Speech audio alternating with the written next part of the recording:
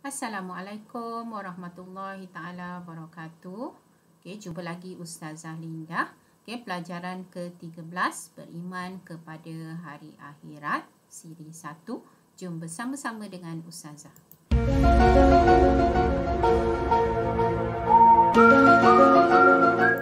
InsyaAllah hari ini kita akan sama-sama membincangkan tentang beriman kepada hari akhirat. Okay, pelajaran pendidikan Islam bidang akidah tingkatan 3. Okay, boleh rujuk muka surat 99. Okay, standard pembelajaran kita akan mengetahui 4 perkara ini. Okay, untuk keterangan yang seterusnya insya-Allah pada siri yang kedua. Yang pertama menyatakan maksud hari akhirat. Yang kedua menyatakan dalil nakli beriman kepada hari akhirat. Menyenaraikan nama lain bagi hari akhirat, menjelaskan kesan beriman kepada hari akhirat. Baiklah, kalau ditanya, okey, apa maksud beriman kepada hari akhirat? Okey, beriman kepada hari akhirat maksudnya yakin kewujudan hari kehancuran sekalian alam. Okey, dan kebangkitan semula yang kekal abadi untuk menerima pembalasan sama ada syurga atau neraka. Okey, Ustazah ulang. Okey, beriman pada hari akhirat tu, beriman tu maksudnya kita yakin. Kita percaya wujud hari kehancuran sekalian alam. Maksudnya apa yang ada dekat alam ini, okay, pokok, tumbuh-tumbuhan, semua makhluk Allah akan hancur dan kebangkitan semula diikuti dengan kebangkitan semula yang mana bila dah dihidupkan, dibangkitkan semula kita ni, kita kekal abadi. Okay? Yang mana alam itu kekal abadi untuk apa? Untuk kita menerima pembalasan. Okay, penerima pembalasan sama ada balasan syurga ataupun neraka. Okay, masing-masing dah tahu kalau syurga ini selayaknya untuk mereka yang amal kebaikan banyak dan neraka ini adalah untuk yang ingkar akan perintah Allah. Jadi Ustazah ulang, beriman kepada hari akhirat bermaksud kita yakin ada hari kehancuran. Suatu hari nanti akan berlaku kehancuran sekalian alam ini dan diikuti dengan kebangkitan semula manusia untuk dihitung sekalian amalan, semua amalan dan ditentukan sama ada syurga atau neraka tempat kita. Itu maksud beriman kepada hari akhirat. Okey, kita lihat dalil nakli kewajipan beriman kepada hari akhirat. Beriman kepada hari akhirat, percaya pada hari akhirat wajib. Sebab dia termasuk dalam salah satu daripada rukun iman. Okey, beriman. Jadi, ingat, dia adalah rukun iman yang 6 itu. Salah satu daripada rukun iman. Okey, jadi kita lihat dalil daripada surah An-Nisa ayat 136. A'udzubillahi minasyaitonirrajim. Ya ayyuhallazina aminu billah wa rasulihi wal kitabil ladzi nazzala ala rasulihi wal kitabil ladzi anzala min qabl. وَمَنْ يَكْفُرْ بِاللَّهِ وَمَلَائِكَتِهِ وَكُتُبِهِ وَرُسُلِهِ وَالْيَوْمِ الْآخِرِ فَقَدْ ضَلَّ ضَلَالًا بَعِيدًا. Sadaqallahul azim. Maksudnya, wahai orang yang beriman, berimanlah kamu kepada Allah dan Rasulnya dan kepada kitab yang diturunkan kepada Rasulnya serta kitab yang diturunkan sebelumnya. Sesiapa yang ingkar kepada Allah, para malaikatnya, kitab-kitabnya, para rasulnya dan hari kemudian, maka sesungguhnya dia telah sesat dia telah sangat jauh tersesat. Wa iyazubillahi min zalik.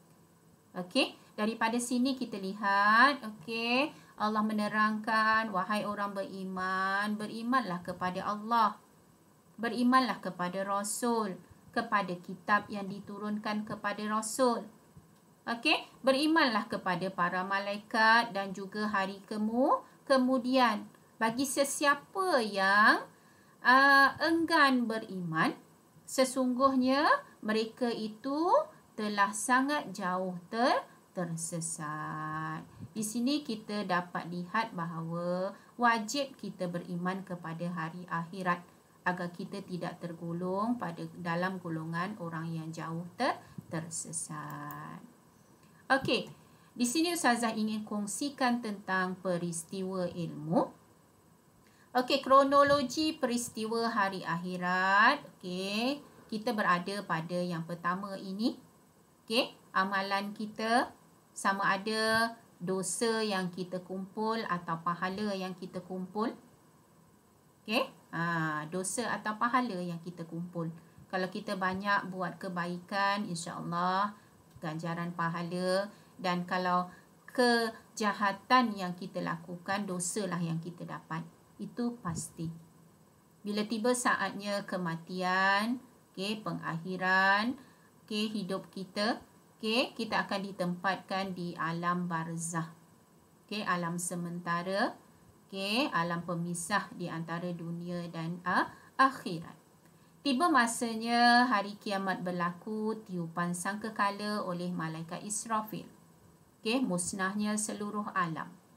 Tiupan sangkakala yang kedua, kita akan dibangkitkan semula. Okey, kita akan ditempatkan di padang mahsyar untuk melalui proses-proses ini. Suratan amalan. Okey, kita menerima semula buku catatan amalan kita. Kita dikira, dihisap, dihitung.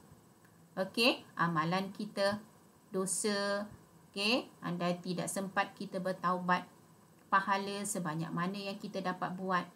Okey, kemudian kita akan melalui al-mizan, iaitu timbangan untuk menimbang sebanyak mana okey amalan-amalan kita waktu di dunia, dan diakhiri dengan titian as-sirat, bermula di mahsyar, hujungnya adalah syurga, di bawahnya adalah neraka. Okey, itu kronologi untuk peristiwa hari akhirat, yang mana selanjutnya dan sedetailnya Ustazah akan terangkan pada siri yang kedua.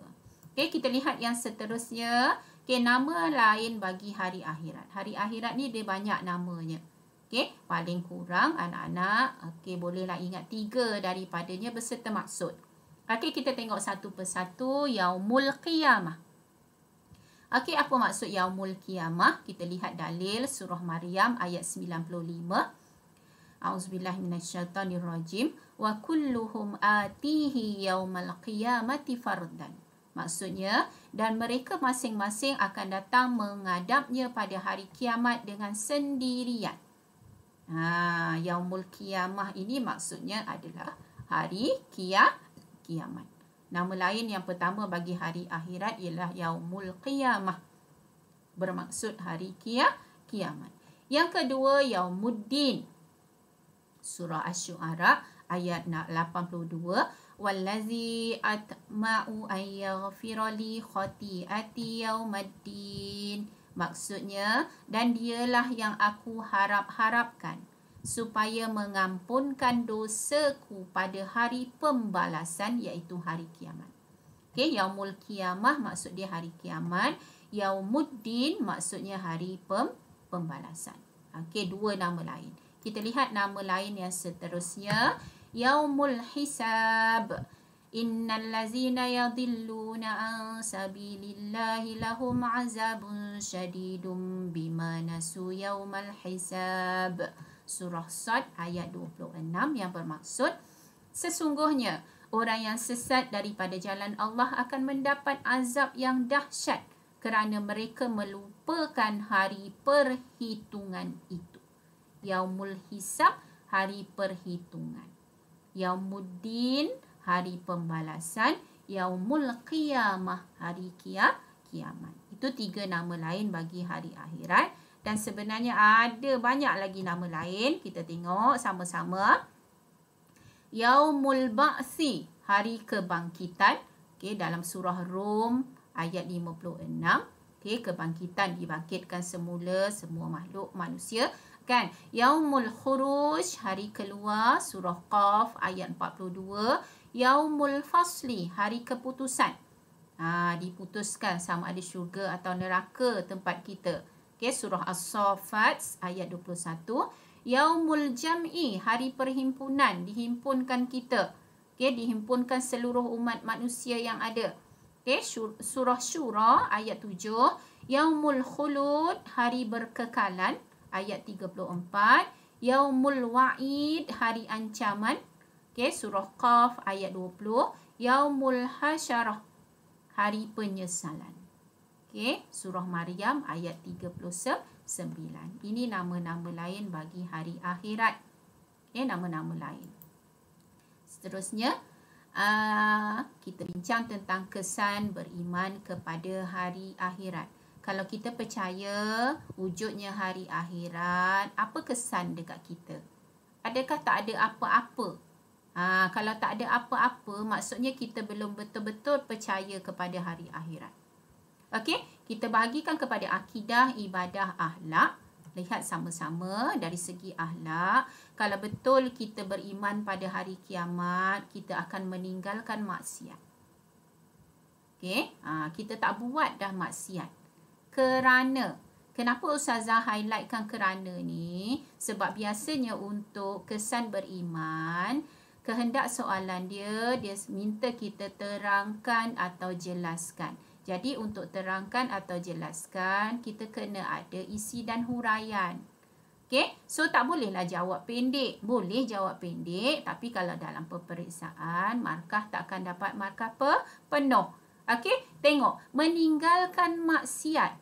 Kenapa kita kena tinggalkan maksiat kalau kita beriman pada hari akhirat? Okey, sebab kita yakin semua amalan yang kita buat dibentang akhirat kelak. Kecuali dosa yang dah diampunkan. Okay, kita tak buat dah maksiat sebab kita takut bila dibentangkan amalan-amalan tu, jadi kita dah faham dah kalau buat maksiat, okay, selayaknya kita dekat mana. Jadi kita tak buat dah.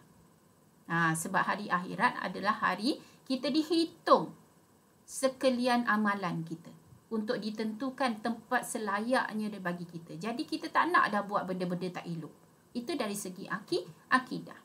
Dari segi ibadah, kita akan sentiasa banyakkan amal kebaikan. Kenapa kita nak buat amal kebaikan? Sebab kita yakin Allah kira semua amalan manusia. Jadi kalau banyak buat baik, confirm tempatnya dalam syurga. Jadi kita akan buat je benda baik, kita tinggalkan amalan maksiat, amalan-amalan keji itu.